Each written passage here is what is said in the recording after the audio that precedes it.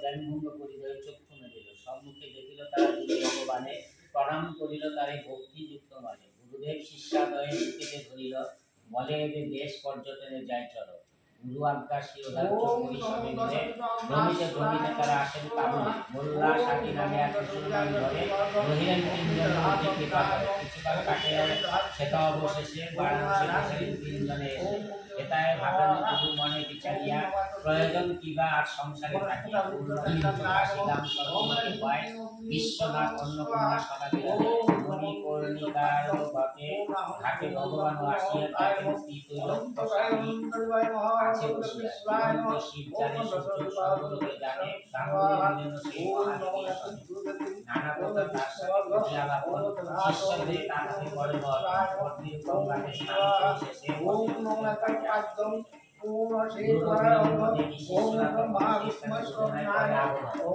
দেখানো রয়েছে করুণ ধারে, বড় গায়ে তার হাতে দিতে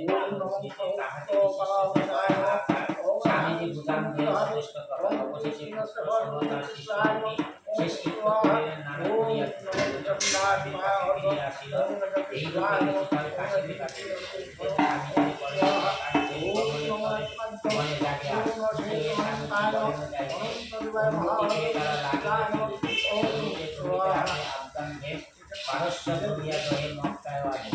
কিছুকাল সেই স্থানে থাকি দুইজনে, অতঃপর চলিলেন মদিনা দেশে। মদিনা ভ্রমণ করিবারে মরুপথে মক্কেশ্বরে যান হরষে করিতে। শুনিয়া পথে ত্যাগ কবিদের কথা, দর্শন লাগে হন উপনীত সেটায়। মহাজ্ঞানী যোগিনী দিব্য নির্ময়, আত্মীয় নাম দোহাকার সনে তার কথা হয় কত। আরোহণ ছাড়িয়া শেষে তারা দুইজন সুইজারল্যান্ড ঘুরিয়া আসে, ফ্রান্সেতে পরিশেষে ফিরে স্বদেশে। হিমালয়ের তীর্থ দর্শন, অবশেষে ভক্তিনাথে আসিল তখন।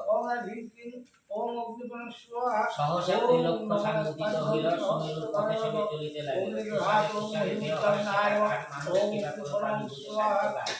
বহু কষ্টে পার হয়ে শেষে পৌঁছলেন তিনে সুমেরু প্রদেশে। অদ্ভুত সে স্থান সেটা নাই সূর্য ছিল স্থিরাবৃত দেশে। অতিবার্ষ দেখা নাহিয়া সর্বত্র কিবা দিন কিবা রাত্রি, অদ্ভুত ব্যাপার। সুমেরু ভ্রমণ শেষে তারা তিনজনে